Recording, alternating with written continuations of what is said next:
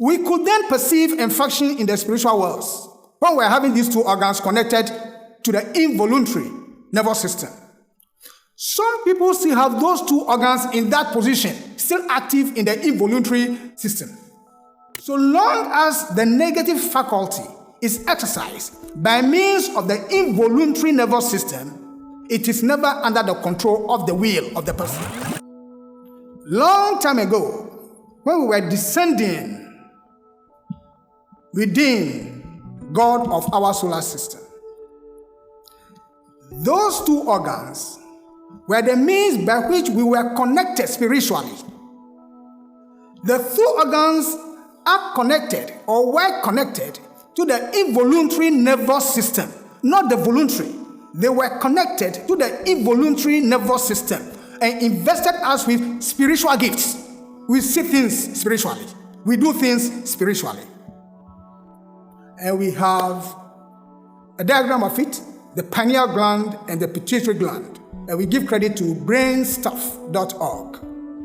These two organs, as we said, were key when we were coming down in the world of God to this physical world. Now let's see how it develops. We could then perceive and function in the spiritual worlds when we're having these two organs connected to the involuntary nervous system. Some people still have those two organs in that position, still active in the involuntary system.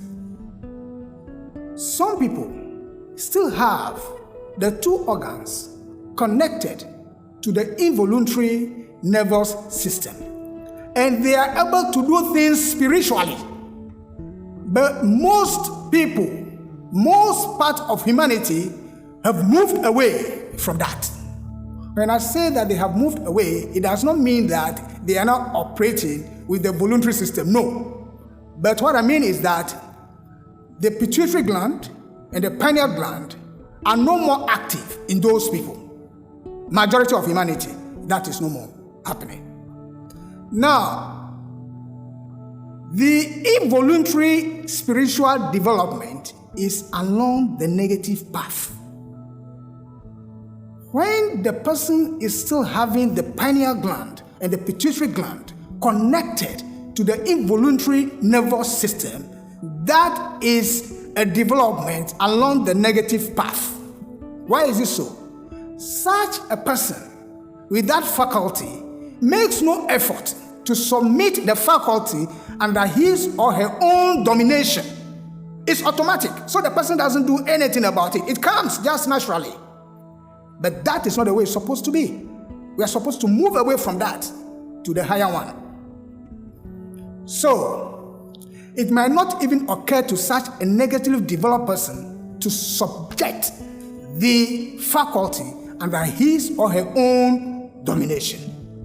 That is what ought to be done. So long as the negative faculty is exercised by means of the involuntary nervous system, it is never under the control of the will of the person. So the power, the faculty is erratic. It is on and off in nature.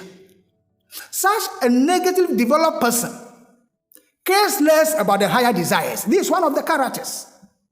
Such a negative developed person cares less about the higher desires, operates more in the lower desires.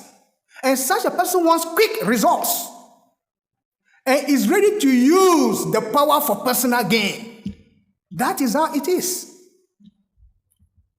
He or she has no control over what is seen in the spiritual world or the experiences in the spiritual worlds. He or she is aware only of what comes before him or her and cannot even use the power for any reliable investigative purposes. Now, this is the catchword. Such a person may also come out of the body, but not through the head, never, but through other parts of the body, especially the lower limbs. Such a person can be seen with the physical eyes, even in the night. Such a person can be seen.